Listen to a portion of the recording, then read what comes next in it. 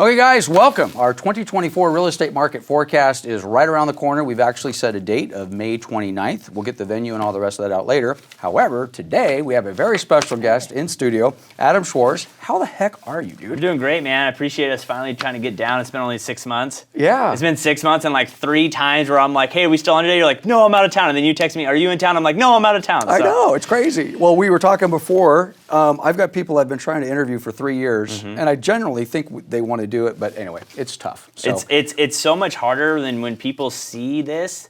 Obviously, they don't see any of the behinds. Like, we have a guy back here, but it's like people go like, I want to do what you do. I want to do podcasting. Right. And I'm like, great, until like the first 5 people no-show you, and then you're scrambling, and then you have to edit it, and then you're like, never mind, I don't want to do this. Now what am I going to do? Exactly. Anyway, so for those of you that want to do it, all I can tell you is just do it, and it gets better over time. It does. So at any rate, so Adam, 25 years in the business. No. I've been in the business or 8 years. In the IE, yeah, excuse me, 25 years in the IE. Yeah. 8 years, boy, 8 years in the business, that's even more impressive. Yeah, so as I'm reading the rest business. of your bio, I got to talk about this baseball umpire thing first. So I just found out 3 hours ago. Professional baseball umpire for how long? For 10 years. I got to hear it, man. So I got in at 19. I went to umpire. I used to umpire Little League. Okay. And when I was 14, like making cash money, right? Right. And then this girl I dated worked at TGI Fridays, and a guy that worked there named Donnie Edison, he was like, hey, you should go to umpire school in Florida. I'm like, sure. He's like, I just went, you should go. So I went to umpire school at 19, never been away from home. Right. In Daytona Beach, Florida by myself in a hotel and whatever. And then I went to umpire school. They really liked me. I went to umpires, the people that put you into baseball, I got a job there. And then I spent my whole years in the minor leagues, got all the way to AAA, worked in the Dominican Republic, and, it didn't work out. Wow. So now I do real estate. Wow. Yeah. Look at you. That's a heck of So it's kind of cool because like my buddies, all my really good friends work in the big leagues, and I taught at umpire school. So like my buddies in LA today text me today like, I'm in LA for 3 days. Do you want to come to a game? Do you need tickets? Like whatever. Like I was at the World Series 2 years ago in Philadelphia because my buddy worked. I went to the All-Star game last year because my buddy worked it. I've signed the inside of the Green Monster because I went and saw my buddies there. Yeah. So like, and then too, like I don't remember the last time I paid for a baseball ticket. Wow. That's so cool. It's like the cool thing, right? And then I have 3 stepkids. They're big Dodger fans, so it's like I got them World Series balls. I get them games. Like it's just, I take advantage of it, Well, I'm skipping ahead, but I've got you down here. I've got this 95-5 thing as far as how I categorize, 5% of the business is done by, 95% of the business is done by 5% of the agents. So I generally classify what I refer to as killers. If you're in the top 5%, you're a killer. I was looking at your numbers.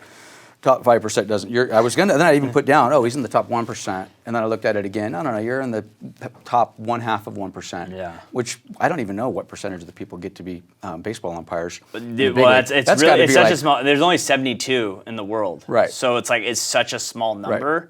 So it's like the same thing when people come to me like I want to be a top producing agent. I'm like, okay, like only like 5% of us make it. So it's like you have to be a little bit different to get whatever you've done, you've been in rarefied air, best I can tell, your entire life. So very cool.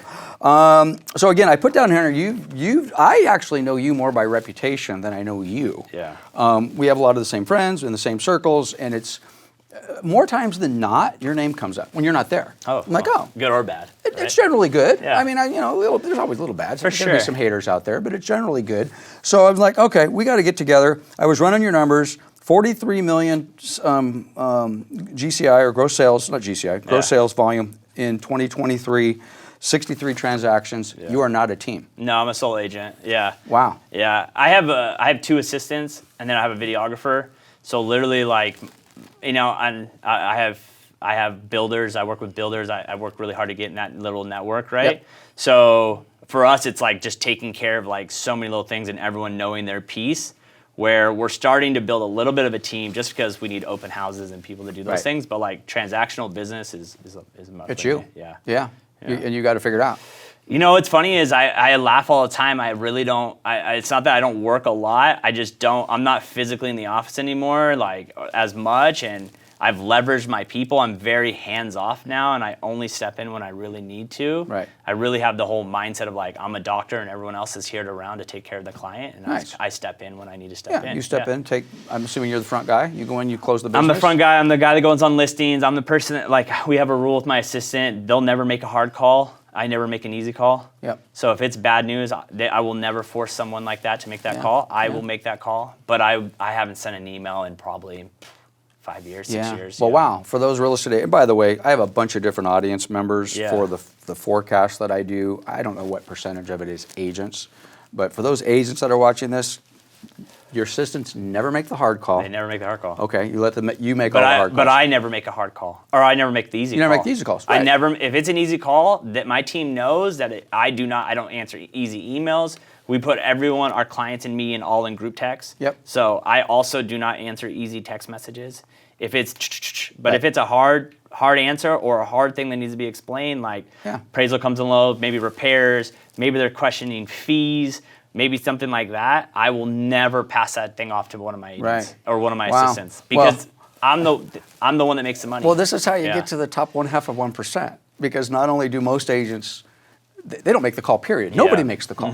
The hard call just gets ignored for 30 days, and then the deal blows up, and then we all sit around wondering what happened. Well, no one made the hard call. Yeah.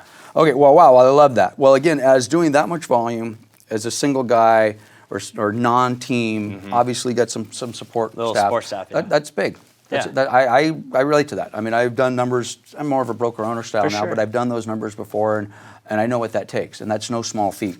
So, well, actually, so what would you say your specialty is, business-wise? Are those 63 transactions? Is that more listing side, I'm assuming? Yeah, so like I work with 5 builders now. Okay. So people always go like, hey, how did you become a builder agent? How did you become a builder agent? Like, it was luck. And I believe you believe in God or whatever you believe in, like, this was meant for me. Like, I was training or coaching with a guy named Kevion, and I had to make $10 million just to be interviewed, and then it was like $5,000 for 12 calls with them or something, and people are like, why are you going to do that? Well, I didn't get in the first time. We were talking before Zillow. I didn't get in the first time. I wasn't going to get in the second. I'm like, F it, I'm not going to do it. Right. And my buddy who did before was like, no, like, hit him up, like, get in, right? So I get in, and that Kevion guy called me one night and was like, hey, this guy named Chase is going to call you. He has some houses in Riverside he needs to sell. I left a door hanger on his door. He called me. I told him I don't work out there. You got to call my guy, Adam. He's just like me. Chase calls me. It's this young kid. His family was building 18 houses in Riverside, and they needed someone to sell the second half of the project. I met with him. Closeouts. Yeah, I met him. I closed it, and the funny story that Chase doesn't know is I went in saying I had a huge team and it was just me and my brother. Yeah. So we interviewed he goes, hey, meet at the project. It's gonna be you and one of their team. And he goes, bring your whole team. Okay. So I just randomly called people, my buddies. I'm like, throw suits on. Oh my God, I love it. Don't talk, and you're a real estate agent today. So I had like 7 people show up that weren't even real estate agents. Yeah. We went in and got the deal, whatever, and then that just led to another builder walking in one day, me working with him, and then doing a really good job with him on his Rialto project. It was 16 houses back in 2020. And then he's connected me with all the people that he builds with and whatever. And now this year we'll do probably like 50 new builds, 5 different projects. Yeah. Well, I don't see anything lucky about that. No, it's not luck. It's just it's not luck, but it's like those are the things that you have to do to put yourself in the position to be ready for the opportunity. Exactly. You put yourself in that position. You picked up the phone. I mean, some of my largest clients that I've ever done business with and continue to do business with today, I often wonder what would have happened if I didn't pick up the phone that day. Yeah. Or if I would have missed that one. So I guess if that's luck, then it's okay. Wow, I'm glad I wouldn't know available. If it's luck, but I would say it's more like it's everything happens for every opportunity is given to anyone. You just have to be ready for the opportunity to come. I also think successful, hardworking people tend to find luck. But well, it's like what was his name? What golfer said? Arnold Palmer said, "The more I practice, the luckier I get." Yeah, the luckier I get. That's the truth. Beautiful. Yeah. Okay, so what do you think's going on with this market? What's your thoughts? I mean, dude, who knows what's going to happen? I mean, I'm a pretty big, and this is why I think we get along. Like, I'm a big numbers guy. Like, I really look into numbers. And because for me, too many people use emotion with selling real estate when it's just numbers. Like, it's like, I don't care if I like the house or you like the house or whatever. It's just numbers. So inventory, if it continues to stay low, I think that prices will stay the same. Right. The moment we see rates stay where they're at, but inventory goes up. Like right now, there's only 268 houses on the market in Riverside right now. That's so low. Active probably like today. Yeah, it's so low. So we're continuing to see roughly 40 to 50 houses close a week. But what concerns me is, I don't know, I think the rental market's going to get harder because you're starting to see more people, I think like delinquency on car payments are going up, credit card debt's going higher. those people are probably aren't buying houses anyways. So when Right. people are using those metrics, they'll be like, oh, the housing market's going to go down. In Riverside or in the Inland Empire, prices are so high now that those people can't buy anyways. Correct. So I'm not worried about someone who can't make their car payment. So I think pricing will stay the same based on what rates do. And I also think that most people actually have to do stuff to get a house ready to go on the market, not just throw a house on the market. And that's what's really going to take good agents to be like going on your listing presentation. It's not like, oh, this is what I do. I do Right. this. It's like, okay, what do we need to do to get this house ready to go on market? Like I went to do photos today. I know a house in Beaumont that's going on the market next week. Like I was like, dude, his brother's a painter or his brother-in-law is a painter. And he's like, do you think we should paint the house? I'm like, yes. I'm like, it's not that old, but if you paint your house, it's gonna look so much fresher. Yep. I was like, you need to add rocks to the front. You need to do this. You need to do that. Yeah, Like the stuff we used to do on everything. 100%. Yeah. Now that's just you're gonna need more of that because people do not want to overpay for stuff. So if a house sucks, people are not gonna overpay for it. What's your median price point on those, that 63? I'm around the 600. Oh, so reasonable. Yeah, I like being. Jeez. Our builders are all about when I talk to builders, it's like let's just make first-time home buyers. Yep. We will always have first-time home buyers. Let's make we've looked at projects and it's like average sale price would be like 900 grand. I'm like no. Yep. And they're like why? And I'm like we're gonna add say 12 houses in Yep. this market at 900,000 a pop.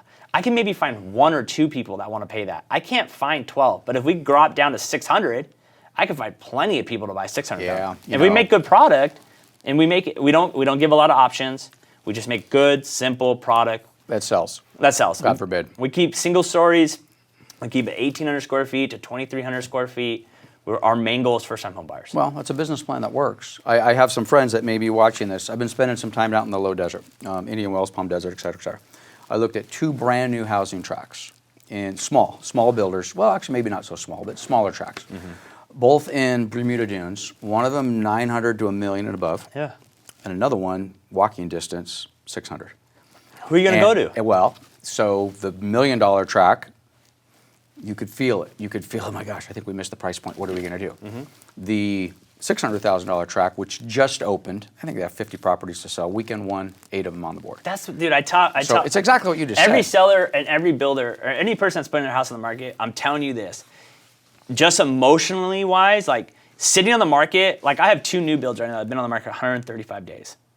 And my builders are okay with that because they don't care. That's fine, not here and there.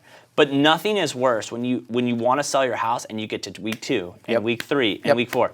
It is better, just your mental state is the price right and then go from there. Yep. You know, and let the market determine what it is instead of trying to go high and then it's price drop, price drop, price drop. It's just, you know, we were just talking the other day. I did a mastermind for new air agents, and they were talking about this lady was like, "Why my house isn't selling?" Or the house says I'm not working. And I said, "That's your problem." She Right. said, "What's that?" I said, "I get paid the commission before I even list the house." And she's like, "What do you mean by that?" I'm like, your ability to not control your client and let them know the real number is putting you in a position and putting your clients in a position that's not comfortable for anyone. Correct? Your client's freaking out. You're freaking out. No one's freaking out. I said, you have to think. I get paid before this house goes on the market based on my experience and knowledge and my homework and all those things. The market will then sell the house. Right. And too many agents think like, oh, I get paid to sell the house. No, you get paid to do everything else Yeah. before you even get to that point. Right. Well, certainly setting expectations. It's funny, I've said something similar, but it's almost the exact opposite. I would tell my sellers, anybody can list your house. Yeah. Anybody can put it in the MLS, and maybe anybody can get you an offer. I always feel like, although I like, I'm going to steal yours. You're going to pay me for what we've done before I list it, and then you're going to pay me from the time we accept the offer to the time we get it closed. Exactly. Because that's where the experience That's comes the in. experience. I think the experience is like the actual going into escrow is something that we cannot control. And the reason I say that is like, if rates go to 10% tomorrow, I'm done. Like Right. I can't sell. If rates go to 2% tomorrow, it's gonna go bonkers. So it's Yep. like I need to work everything before and then during, and then what people don't understand is like after. Right. You know. Okay, well, I want to revisit that. If rates go to 10, we're done. I want to put a little different spin on it. But you said a couple things that I don't want to let them go by. So I think you and I are exactly on the same page. Inventory levels are low. Yeah. Because they're low, prices seem to be stable or will kind of jog up a little bit, which generally. So what would change that? I mean, I guess the 2 questions. What's going to change the level of inventory from where it is? 200 and how many homes? 268. 268. Now, back in the day, I'm going to go back 15 years ago. In Moreno Valley, on any given month, there was 1,500 houses for sale. Oh, when the market crashed in Riverside, there's over 4,000. Over 4,000. Yeah. But I'm not even talking crash. I'm talking normal. just a normal market. You'd have at least a couple thousand properties on the market, 10 times more than you have right now. We thought that was normal. So now here we are at inventory levels of 200, rates at 7, I suppose. And I guess that's what's holding the line on prices, you know? Everyone, I mean, even Adam, you know, for a long time, oh, the market's going to crash, oh, the market's going to crash. I'm like, there's a lot of indications, affordability alone, that says, okay, we're poised for trouble, but wait a minute, look at this. Look at these inventory numbers, you know, and there's still a certain level of buyers out there. What does crash even mean? I don't know. Like, that's the argument, too. When anyone goes, like, the market's going to crash, what does that mean? Is that a 10% change? Is that a 20% change? Is that a 50% change? I think people think crash, and they immediately flash back to 2008. You're not going to ever be able to pick up anything for 97 grand in an empire. I'm sorry. Right. Too many investors will come up and buy it up. Yep. Because the market has showed us, we've already gone through one crash in our lifetime and seen the bounce back.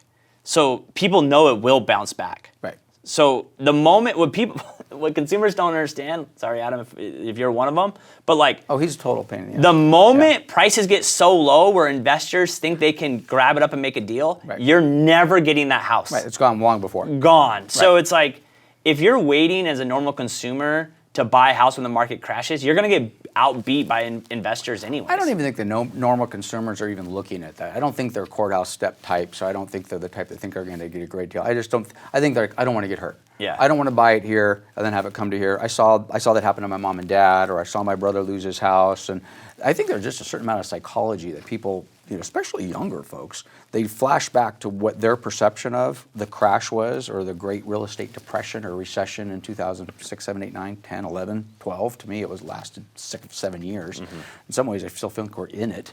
I still don't think we've ever recovered as a market from that. But it's interesting. So bringing it back to your business, and actually my last thing is you want to ask me a question about Well, I do. Well, I'm just curious, and again, my last card was predictions. I think we've segued into predictions. So what's your forecast for your volume of business in 2024? Yeah, so I think I'll do 75 listings this year. Okay, based on my projects. Okay. Yeah, like I already know what projects we have out, so I know we have that, and then we've definitely really increased our push towards our sphere of influence and our past clients. So like we're doing Client Giant for our VAP clients that get gifts. Client Giant. Okay. So Client Giant is a thing that will send out 4 gifts a year to whoever you want. So you just put them on, they automatically do it, they pick the gift, they send it out from you. So we do that to anyone that's a VIP client, and a VIP client in my eyes is anyone that's done at least 2 deals with us or 1 deal and referred someone else. So you're sending them a bottle of wine once a quarter or whatever. And it's Client Giant takes care of it. It's only $99 per person. Client Giant, that's the thing. It's actually a website, clientgiant.com. Okay. Go to it, clientgiant.com. You just put the people's name in, they ship the gifts out. Just random stuff. They pick it. They do their research on what people would like, general people. That's cool. I like that. So we do that for all our VP clients. And then 3 times a year, I will send out probably 200 plus CMAs to anyone that's ever listed with us and sold, if you sold a house, new buyers get one. Yep. And anyone we ever went on that never listed or anyone that's ever bought it. So it's roughly about 200 plus CMAs that my team will put together over 3. And I would say every single time in there, we break down what we think the market's going to do and whatever. Yep. And so that's kind of like our main jam. Like we don't buy any leads. I'm not that agent. I'm a terrible follow-up agent. Right. You know, I'll give you 2-3 calls if that. You won't call You're me out back. of Zillow. Oh my God forbid. I move on, right? My thing is like, if you want to work with me, great. If not, great. Like it's no big deal. We'll move on to someone else. So I think we'll do 75. So that's what, 15% increase almost? Or that's not a random number. I mean, 63 transactions, 75. Yeah, but like I will admit, like 22, I only did 15. So like I also think but I needed 15 to happen. I think that's something that agents don't want to admit, or anyone in this industry. Like we needed this slowdown. Right. It almost like shook me because I got in at late 15, basically 16, and it was like, oh, every year I'm going to do more business. Right. I wasn't checking my books. I wasn't. Yep. I was just spending money. Oh, next year we'll do more deals. We're definitely the same person. So all of a sudden it was like, and I was like, oh my God, like houses are not selling. Like what are we doing? Like, and then so it's like I try to like remind people that it's like, it's not, everyone always goes like up, but it's like 15 was terrible for me. I said less than $10 million.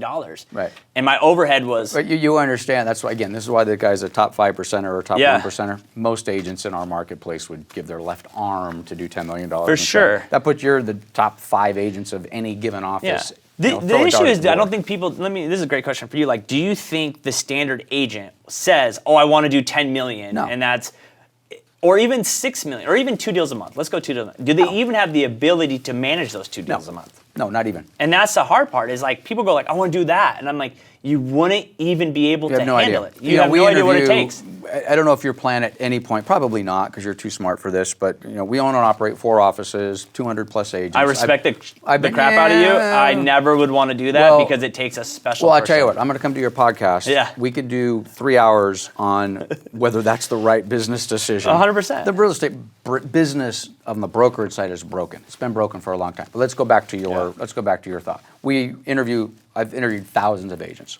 I have one of my go-to questions. You've never sold a house, you don't know anything about real estate, you come in, how many houses a year/month do you think the average real estate agent sells? And this is somebody who's either already got their license, and never given it any thought, or never researched it, or has their license, or whatever. Either whether they've got it or haven't. Most of the time I get, well, don't they sell 2 a month? Yeah, right? Everyone thinks 2 is a month. It is, 90% of the time, that's the answer, okay? And then I have a little chart, and I say, well, are you sitting down? Yeah, Let's exactly. go through this, because the answer for your average is 0 a month, 0 a year. I mean, you've got 50% of the NAR members, which we'll talk about the settlement in a minute, that close nothing in a year. Yeah. But if you are a killer agent and you happen to work hard and get a little lucky and put a business plan together, managing 24 transactions in a year, and depending upon price point, $10 million or whatever it may be, that's my 95-5 model. My 95-5 is a cut on the 80-20 rule. Yeah. Okay. 80% of the business done by 20% of the agents. Well, a decade ago, I'm like, well, that's bullshit. It's probably 90. It's 95-5. Well, then I came to 95-5, but I don't even know that that's right anymore. I think it might be like 97.3. There you go. Okay, so yeah, which is, again, I look at your numbers, I'm like, okay, well, better than the top 1%. But I think frankly, that's a problem for the industry. But it's also such an opportunity for the killers. I think it's a problem because I get so sad to see people coming in this industry, and this is why, like, I tell everyone, like, when I do all these talks, I'm the YPN chair, and I do masterminds, and I do weekly calls with people, like, it's sad when I see these people come in. They're told misinformation that they're going to make tons of money. Everything's going to be great. Everything's going to be great. We're going to make tons of money. We all drive BMWs. You love it, right? All these things, and then it's like they then, like, 6-8 months later, they've made no money. Yep. They're now in debt. They waste their time. And what's sad is the reason they're that way and the reason they do no business, because then guys like us go to them and go, listen, why don't you just come here? We can get you dialed in on work. We have a planned system. No, I'm really happy where I'm at. You are making $0. Or I don't like that split. It's like, well, listen. Yeah, it's all split. The split is hard is because, like, I have a girl, one of my employees, she's my showing partner. And she shows all my houses. She gets a percentage of each deal I do. If she brings a deal in, she makes 25%. And that girl made $10,000 last month. Okay. You know how many agents would love to make $10,000 once a month? Right. Like, Or once every 6 months. Yeah, 6 months. Like, Right. so it's like some people might go to her and be like, "Oh, well, why did because we doubled into the house in Rolling Heights that she worked an open house for." And people will be like, "Well, why did you only make 25%? Adam's making the rest of it." It's like, one, that was my listing. Right. She wouldn't have even been there if it wasn't for me. 2, I gave her the opportunity, so she's getting 25% from me that I could have done myself. Right. But well, she sees value in you, or you've conveyed the value in the relationship, and I mean, at the end of the day, it's money. And then now you're on a salary. So it's like the hard part is people coming in. It's like, I want to do this all on my own. Yep. I want to be by myself. Yep. And for me, it's like every time I've left an office, it's like I feel alone here. I want more people around me doing business. So I need help. I need more help. And it's like, what do you do? What do you do? How can I learn from you? And it's like that comes with paying someone. Yeah. Money is not like you're going to pay for coaching, which is going to cost money, or you're going to pay for a brokerage split. Yep. One or the other. Yep. You know, and at the end of the day, if you're good, the money part works itself out. It always works itself out. It always works itself out. And then too, it's like we have overhead. Like I tell people all the time, like I didn't walk away with everything I made last year. Right. I pay an assistant $75,000 a year. I'm going to pay this lady probably $75,000 a year. I pay my editor blank amount of dollars a year. I have an office. I have this. I have all the system. I have all the all of it. If you think you're going to make 250, do 10 million, make 250 grand, and pay no one, and have no expenses, that's not business. That's not even reality. We have segued perfectly into, I wasn't sure if we were going to get to this or not, but this NAR settlement. Awesome. Okay? I'm excited. It's my favorite topic. I think it is mine too. But I also, for the industry, I see big trouble. Okay. For your average agent, I see big trouble. For the killers, it's nothing but opportunity. So give us your take. Short take, long take, doesn't matter. What do you see in here? I love it. Okay. I think it's great. I think it's going to remove a lot of people out of the industry that need to leave. Yep. Because, how do I want to say this in the right way before upsetting someone? No, just too many say it. people come into this industry say, I'm here to help people. Oh, I'm here to help people. I really want to help someone. I really want to help someone. And I don't know. I'm biblical. I believe in God and all that stuff. And there's a scripture that I just heard the other day, and I was like, oh my God, this is so true. And even in my life, it's like, if you don't want to be faithful in the small things, you're not going to be faithful in the big things. Right. So I try to tell people all the time, it's like, if you do not know how to do real estate, then why are you going to be gifted more real estate? You're not even taking the time to learn your industry to a level. And if you're truly here to help people, that's what you say. Yep. You're doing them a disservice. You leaving the industry is the best thing for them because they're going to be given good information. So I think that's one thing where I think as agents, we don't want to say I'm here to make money. I'm here to make money, and I'm gonna hire people, and they're gonna have jobs, and I'm gonna give money to donations, and I'm gonna do all these. But this isn't a nonprofit. I'm here to make money. Right. But I treat this super serious, and I know my numbers, and I do my homework, and I spent hundreds of thousands of dollars on coaching and going to your guys' stuff just to pick up more things. What's gonna happen, and so it's gonna force people to get better. Which that's what this is all about. Right. Is forcing people to get together. Even how the lawsuit even happened. How are you even having sellers? I've never had a seller argue with me on the commission. Right. I've never had it. Right. I've never had it. And the part of it is we're colluding and it's fixed and all the rest of that sort of stuff. But it's not, because I'll tell you what, Purple Brick was around for a little bit, You think? and it was $9,000 flat Bricks, fee. help you sell, assist help you you sell, sell, Zillow, Redfin, Open Door. Yeah. So it's and no offense, but I've gone on listing. I had to work every time I got that listing. Yep. I had to convince those people to charge what I'm going to charge. But I think it's going to be great. I think that's one thing. I think that's going to be great. I think what's going to happen is buying agents are going to go to a flat fee. I think it's going to be a flat fee business. Even maybe menu service, right? I charge this much for this much, which is fine, whatever. I also think we think all buyers are poor. Right. They also have money. Let's not. Yeah. It's going to hurt the first-time home buyer. It's going to hurt VA people. I think most sellers are still going to have to offer concessions if their house is sitting on the market for a while. Yep. I think if you're the house has 10 offers, you probably will get away with that. But I made a video about this the other day that I don't think any seller is thinking about this scenario. That's going to hurt sellers. Say you sell your house and it sits on the market for 30 days, and every offer you get asks for concessions. Okay. Great. So then you're technically paying the concessions, right? The commission. Yep. So you're paying your seller's commission, the listing agent. Now you're having to pay the buyer. Yep. So say you go buy, but then those offers are not offering. They're like, we have 10 offers. We're not giving any concessions. So then you're now having to pay for your buyer's agent's fee to be represented on the buyer's side. So now instead of paying 2 commissions on when you sell and buy, you now pay 3. Okay. Could happen. It could happen. I could see that. It could happen. There's a chance that you might go from only paying 2 commissions to paying 3 commissions. Yeah, I see that. I hadn't thought about that, but I see that. I think the sellers are going to be the winners.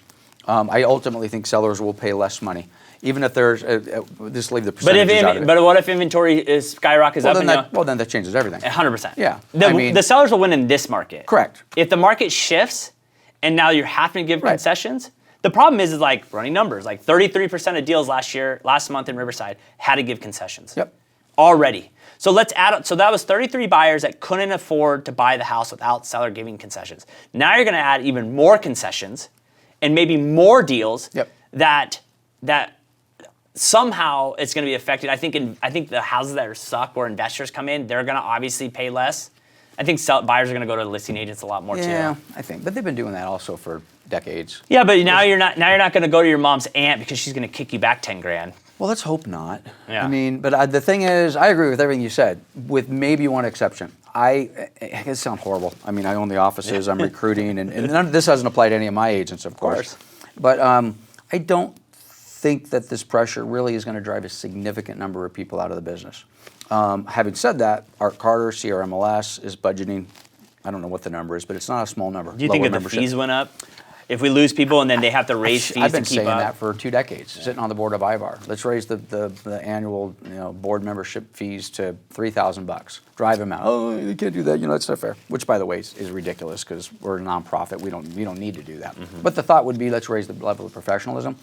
This is why I don't think it's going to do a significant. This is the challenge. The people that are the bad actors or the people who aren't really helping the industry, they don't close any business anyway. Exactly. So there's no reason, and they're already paying $1,000 a year for board and MLS. Which is crazy. Why do you even, just for that one possible deal that you make? No, I don't think it's that at all. They just don't think they're paying attention? Hey, honey, I've been out working. It's been a really hard day. Oh, my God, you wouldn't believe what was going on at the office. I made some phone calls. And I think for a lot of people in our industry, this is a hobby and a place to hide. Think about it. How many It's like when you go to networking events? Sure. Yeah. 100%. You have professional students that go to training all day, every day, professional board lingerers, professional committee people that they don't do any business. Yeah. It's a place to go. And for a lot of them, they don't need to make any money. Spouse is making money, maybe they have a retirement or it's a pension.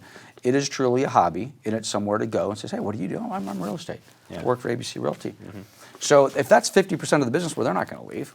The killers aren't going to leave. Let's just, for argument's sake, say the top 20% aren't going to leave because you're either doing well enough or you'll figure it out. You'll put a business plan together. But it's that 30% in the middle there that could be something. Those are agents that I look at and say, well, I want you to come work for me.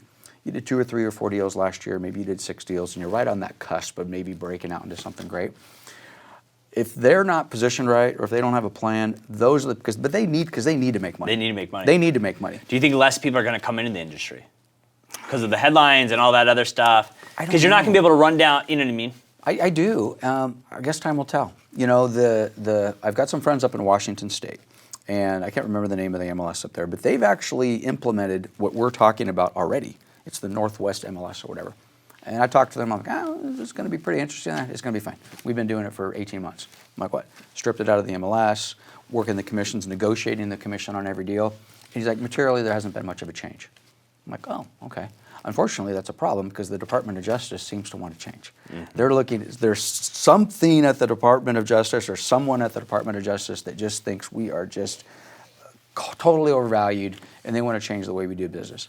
But I don't know. If you're a 5%er or a 1%er, you're going to find a way. You've got the plans, you're going to figure it out. I think the thing is you have to be around the people to be sitting there talking and moving with this market. And that's why, like I said, I did a thing the other week, and I'm like, I've never met someone who's successful who works from home.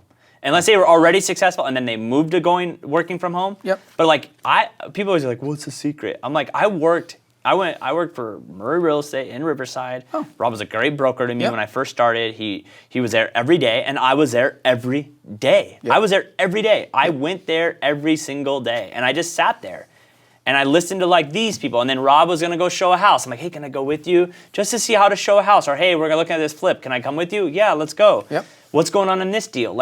That is what the industry needs to do. Not post on social how it's, this and that and blah, blah, blah. It's like, pick up the phone. Pick up the phone and network with people that are also doing business and being like, hey, what are your thought processes? How are you guys gonna change? How are you gonna handle this? How are we gonna handle that? And it's kind of good because now we're having to think Shay, what do I bring to buyers? Right. Buyers have always kind of been off to the side. We've only how do we make listings? Now it's okay, what service am I gonna give to buyers that now I'm asking for a certain amount of money? Say it's 10 grand a house. Yep. What am I gonna say that is gonna give to them to want to pay that money? Yeah. I don't know. I mean, that's kind of Well, yeah, but you do know. But you I do know in the aspect of that's where I think it's gonna hurt people is I've really focused on since 22 when everything slowed down because 20 and 21 was insane, right? 22 was so slow for me. I just remember being okay, this is what it is, right? It is what it is. For some reason I needed this slowdown, and I was okay, what are we focused on right now? How do we make our service so freaking good that it blows everyone away? Even now, when I take a listing, I don't care if it's a $200,000 mobile. We do high end everything. It's the same procedure. We went out. I had my buddies Cavion, I said, hey, can I have your marketing pieces you do for $5 million houses? And he's like, yeah, here you go. And I was like, I'm going to copy it for every listing I do. Yep. So now it's like when you go into my listing, it's like, oh my God, I got a 4-page book. Like Right. all that. On a $200,000 mobile. Exactly. As it should be. And that's how it should be. And so that's what we should all be thinking about right now. It's like not, oh, what's going to happen? It's like, how do we make it so great to the consumer where they stop thinking we're overpaid? Well, but that's you. And that's Exactly. the problem. That's you. Yeah. You Do you know? feel like there's do you think an issue, obviously we have agents issues, but do you feel like, and obviously you're not in this group, but do you feel like a lot of people go work for brokers that shouldn't even have their broker's license? Of course. Yeah. Of course. But the factor is you, and that's the problem. You can't bottle that. Mm-hmm. There's a few people that you could sit back and really nurture and develop, and it's like, wow. It's so hard. It is. They're unicorns. It's so hard. And honestly, the ones that I've always 99% of the time, I'll look at someone like, this guy's got it. Yeah. He's going to be a killer, and they're not. Okay. And that's the problem. Like you're like, how did I miss that? Because it's that thing that we don't even know how to identify. What is it? It's the motivation. It's some sort of X factor. It's they're driven. They were beaten as a child. Have you seen like a trait? Has there ever been a trait, like obviously it's been about you and Leaper and guys like that, like have you seen a trait that almost everyone has? Honestly, no, because I think by the time I figured it out, they would never share it to me in the beginning. They would never tell me in the beginning, oh, the reason I'm doing this is because Do you think it's a why factor then? Do you 100%. think it's I think it's always a why. Yeah. I'm a single. Some of my best agents are single mothers, and that's it, man. They're it. They got a deadbeat dad. Or they don't have a mom or dad that's going to take care of. They got to do it, and they're going to do it. Or there's some sort of a why. I mean, it's just something as simple as my dad was an asshole. I'm gonna prove him wrong. My why when I first started was it's because I got fired from baseball, so I was kind of like, all right, like I got fired. They didn't think I was good enough, and then me and my ex-fiance broke up, and in that moment I was like, okay, got to do something. Like it was like we gotta, like, I have nowhere to live. I was sleeping on my buddy, my buddy's house. I did photos for it. I was sleeping on his floor. Yeah. And I was like, thank God I had him. And I would commute from Beaumont to Riverside every day. But no one was going to do it for you. No. Right. No. Yeah. It's I don't know. My wife's simple. I got married at 20. Mm-hmm. I had 2 kids by the time I was 20. Well, my first kid at 22, and second one at 25. And my mom and dad were okay, but I wasn't raised that way to go to my mom and dad every time I needed. It's like no one's going to do this for me. Yeah. I like nice stuff. So anyway. What was the factor on what made you take this step to owning a brokerage? I just think I look how this reverses really quick. I do a podcast. No, I'm just one of those entrepreneurial type people. I'm very competitive. What year was this? And I got in the business in '87. Started selling full time in '88. It's all I've ever done. Mm-hmm. I mean, at 57. So man, my God, 37 years. Haven't had a W-2 paycheck since I've been 20 years old, and that'll wake you up. That'll, like you were saying a minute ago, hey, someone's got to pay the bills, the rent. I'm like, oh, the agents, whoever it may be, and we're talking about compensation. And I'm like, guys, I don't make a dime unless you guys are successful. I mean, I'm truly committed to my agents. I mean, if they're not producing or they're not successful, there's no income coming into the office to pay the rent. So at 20 years old, and the brokerage thing was I worked with my dad for a while. My dad was very content we were Pioneer Real Estate for 15 years. 20, and it's so funny, going back, maybe my dad was right. One office, 20 agents, everyone was on an 80-20 split, no franchise, but that was it. I mean, there was no, hey, let's put an office in Riverside. Nope. Let's do this. Nope. This is what we do. Let's recruit. Nope. We're fine. And I'm like, I'm very competitive. I would see somebody, I'm like, I could crush those people. Why are they doing better than me? I got to crush them. So when my dad retired, that's when Coldwell Banker came in to the world, and I said I felt Coldwell Banker could help me grow. It did. Business models. What year was that? This was 2000. When did we do that? My dad retired in 2001, 2005, 2006. Was there teams in it almost 20 at that time or no? Well, no, we wouldn't. Sure, there were, but we didn't call them teams. What would you call them? You just had killer agents who would just have a bunch. It wasn't a team. I was a team before. They didn't even call them team. I was doing my Fannie Mae, Freddie Mac stuff. Oh, yeah, you're doing I had 15, 16, 17 people on my running team, around. But we weren't teams. We weren't branded the Martin Group. Yeah. Or hey, I'm on Lance's team. It was, we generally were an office inside an office, which is funny. That's where the team thing is evolved so much. These aren't teams. These are offices within offices. Yeah. And the market has allowed them, when I say the market, not the real estate market, but the brokerage market. The brokers have allowed a team to develop within their office with 15 people with no rent, no utilities, no copies. And it's like, that's an office. You're Yeah. not a team. 100%. You know, in back in my day, you would say, okay, great, thank you very much, but you don't hang a shingle across the street. But teams are smart. I mean, they've got that part figured out. Why would they? Well, pay the hard rent? part too is now like, is that they're like doing so many transactions, and then obviously everyone has other services, so it's like, oh, come here, we'll give you all of this. Correct. Da, da, da, da, da. Even like some of the numbers I hear get thrown out to certain agents, like Compass is giving this person this much. I'm like, yeah, 100 grand, they're gonna 200 give grand. that. How are they gonna make? Like, I know that person's numbers. How are they gonna make Right. those numbers back? Like, They're not. and so that's something too that I think we need to go back to what you just had. Agents that work in offices, not on a team, but just like-minded agents feeding off each other. Yeah. Because the problem with teams, I think, is like it's all about the team leader for the most part. Not here, not everywhere, but it's like you're not. They don't. It's like, and I could be completely wrong. It's just what I see, but it's like they don't want their agents to grow too much.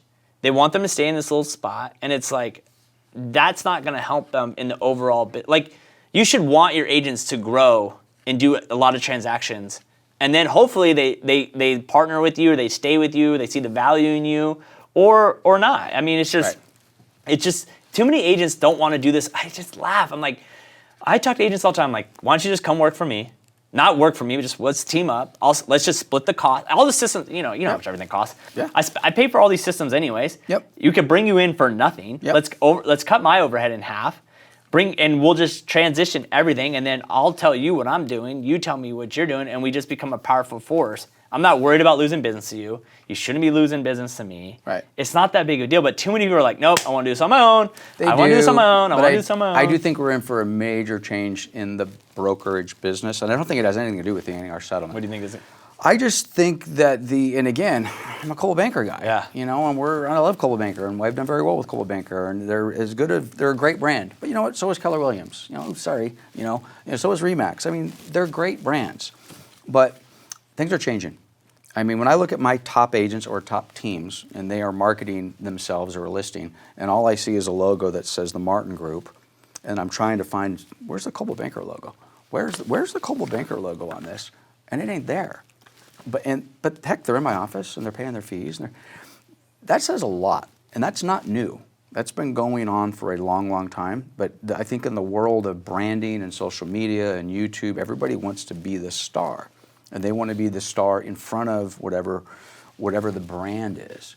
So I think the brand world is going to change dramatically. It already has. If you take a look at the transaction count and the volume count of any franchise, the writing on the wall that there's in for a shift. And the team conversation, to me, is that conversation. That's why companies like EXP and Real are having such success. You know, there's really no brand. I mean, nobody really knows who they are. And no one even They're all no one online. even cares. No one cares. No one cares. And the agent might say, well, nobody cares, because why? And I used to say the same thing when I was an independent. I was pioneer real estate. You know, with cowboy hats and wagon wheels, and about as hokey as you could think. My dad watches, he's going to kill me. But I would go out and I would compete as a young 22, 25-year-old agent, and I'd be going against killers. I'd be going against killers at Tarbell and Remax. I mean, who would ever think Tarbell would go out of? They're on the corner of every single page of my business plan. There's two companies: Tarbell Realtors with a date, and Prudential California Realty with two dates. Exactly, they shut down. But those dates were I'll share my business plan. Like, why is that there? Well, that Tarbell Realtors had #1 market share in my market for 10 years running. Oh, and that's the date they went out of business. Isn't that crazy? Prudential California Realty, Rich Cosner, had #1 market share in my market for 10 years. Oh, and that's the date they went out of business. Well, what's the second date? Well, they tried to come back again, and that's the date they went out of business the second time. Yeah. So that, to me, is all business planning. That's just all, you know, are you positioned? Are you in the right? Are you working with the builders? Are you working with the foreclosures? Are you in the place? Are you going to adjust? And I think your the overhead unit? gets, you over leverage yourself. Well, then there's that. You And then you have overleverage. all sorts of other stuff. Life happens. Yeah. You know, life comes in and throws you a curve. Somebody gets sick, somebody dies, broker owners are getting divorces, and then you get distracted for a year or two. Dude, if you take your eye off the ball, You're fucked. you can are. leave that in. Like, It's, literally, like, it's- the biggest mistake I made in my career was I left Rob's office on my 30th birthday. Yep. I had a team. I was like, yo, I'm not making any money here. I'm paying an 80-20 split. I'm doing all this marketing. I'm sending out 8,000 postcards. You want me to train these agents, whatever. And I left, and I like, oh, well, I'm paying him this much. Yep. I never calculated how much everything costs. Totally underestimated that. No And business two, plan. I left with no escrows. So then I leave with no escrows, no listings, nothing in the pipeline. And as the time goes, I'm building out an office. Next thing you know, I'm like, This is hard. I had $100,000 in the bank. It's all gone. But Right. then I realized it'd been 2-3 months. I was dropping all this cash into the office, and I wasn't doing any business. Yep. Like, and that is like, holy crap. Like, it's even some team leads. You don't realize you got to go pay for an office. That's not just the office space. It's printers, the internet, something breaks, everything, insurance, business owner. Yeah. Like, it's crazy. Yeah. It's crazy. It is. I learned that really fast. There's a certain amount of sickness to it, though, because I've got that same story, and I've made money and been broke, and money and broke, and I mean, I'm sure I'll make more money and I'll be broke. God knows. I actually had to talk. I'd love to know your opinion. I was having a talk with someone the other day, and it was like they were like, I'm like, why do you do? Oh, I just want to make money. I'm like, that's your problem. And then she's like, what do you mean? I go, because sooner or later you will have money, and that means your actions will change because you reached your goal. Like I was like, I showed up every day in 2020 and 2021. And 2022, I showed up every day, and then I showed up every day in 2023. Like, it does not matter how much money is coming in. Well, and it's, your actions have to stay the same. There is a certain amount of mentality with it, though, and we're going to continue this story on your podcast. Yeah, I'm going to give you Adam's podcast information. We'll put it on the scroll so you can find him, and then we'll do part 2 of this on your podcast. But I'll do the setup, and we can continue it. I've had 2 years in my career where we've sold more than one house a day. In 2008, we did 385 transactions, but again, with a very large support group that we did not call a team. And then we did 370 something in 2018, okay? Killer years, but I'll go back to 2008. I'll never forget it. The year's over, it's New Year's Eve, we're down at my little house in the desert, and everyone's gone to bed, and it's just me and my thoughts. And I just closed 380 transactions, okay, in that year. I'm gonna put it on my tombstone, realtor, I probably had never been more depressed and sad. 100%. It was just, I was like, wow, I reached the mountain and there was nothing there. Now, we did a lot of deals, I made a lot of money, but the satisfaction there wasn't there. So I realized at that point in time, I mean, I don't want to get too, emotional about it, but it was the journey, because we got to the destination, I suppose, and it was like, okay, it wasn't what I thought. And then, quite honestly, the same exact thing happened when we did a hedge fund. And a hedge fund, we were very lucky and had the opportunity to do a lot of high volume business. But I enjoy the high volume part. It's not necessarily the money. Now, do I want to pay the bills and I want to have enough money to go to the river? Of course I do. But for me, there's something wrong with me. If I could go back to my first and second year in real estate, I was doing way less deals, making way less money. Yep. That was the most fun I've ever had. I was 28. Yep. I had like 4 good people around me. We were there having fun every day. It was exciting. Yep. It was like, it wasn't business yet. It wasn't like, let's look at the P&L sheet. Right. You know what I mean? Well, and then it becomes business. Yeah. I know, exactly. But those, I tell people all the time, those moments, that was my favorite time. I was, houses I was selling for $200,000. People complain about splits now. I'm like, dude, when I first started, it was like, after I played all my splits, I was making like 3 G's a house. It wasn't like I'm selling. So that's what I tell everybody all the time. I'm like, dude, it's not, because it can't be that. Right. It cannot be, like we were talking on this call the other day about listing. What's your listing presentation? Adam, what's your, and I go, I have one goal and one goal of mine. And I said, I just want to go in there and vibe with those people. If we connect and we have a good time, I'm going to get the listing. Yep. If I go in there and I try to tell them how great I am, and then it's not, I was like, I'm there to listen to them and vibe with them. I'm like, stop thinking about the commission before the commission. And that's the problem, I think. Too many people get in this industry broke, and that's all they can think about. Well, because they've got a car payment that needs to be made, 100%. or a house payment needs to be made, and then the deal is about them and their desperation to make money. Again, I've been there. Me too. We've all been there. Me too. The close of escrow date has nothing to do with the client's need. I need to close that escrow now. 100%. So, anyway, I'd say what the takeaway is, but if you're an agent and you're watching this is obviously an agent focused. I'll say this. We can do it weekly. Well, when's your next podcast? When am I in studio with you? We can go whenever you want. Okay. The only problem, I don't have the neon sign yet, but we'll just do it. We don't need a neon sign. Just do it. Yeah, we don't need that. I mean, we have this background. We'll just do it. We'll come back here and do it. So. We can go back here, whatever. It doesn't matter. I Anyway. like Adam. He's nice. He's okay. Yeah, he's an like, all right this is a guy. better setup than mine. Yeah, he does all right. Except the So- lights are really hot in here. My lights are not as hot as Yeah, his. he never turns the air conditioner on. 100%. He's trying Yeah. to sweat us out. Yeah, but he no, wants dude, to be like, comfortable. this is what I think the industry needs more than anything else. I don't work for you. You don't work for me. But I'm a call away to give you exactly what I'm doing, and you're a call away to telling me what you're doing. And the moment we start thinking the industry overall and not who you work for, that is when, like, everyone should be happy with this NAR settlement. It's just going to make the industry better. Yeah. And if you care about the service that we provide, then you should be stoked about this. Right. And that's how I'm looking at it. Is like, cool, let's step our game up. Yeah, let's do it. Let's do this. So Yeah. appreciate you. Okay, buddy. Well, Adam, Thank you. appreciate you, man. There's Awesome. at least 20 nuggets in there. If you're in this business, go back, play it over 3 times. If you don't know what they are, call me or call Yeah, Adam, and he'll we'll say, take care go of to you. minute 32, and Yeah. there's the golden one. So, all right, guys. Well, thank you very much. Awesome, man. And we will see you at the next one. And the forecast date is May 29th. Don't have a venue yet, but you'll see all sorts of stuff. I wasn't sure when we sat down whether this was actually going to be part of our market forecast. You are definitely part of the industry side. So, For sure. again, thank you very much. Yeah, no All right, problem, guys. We'll see you soon.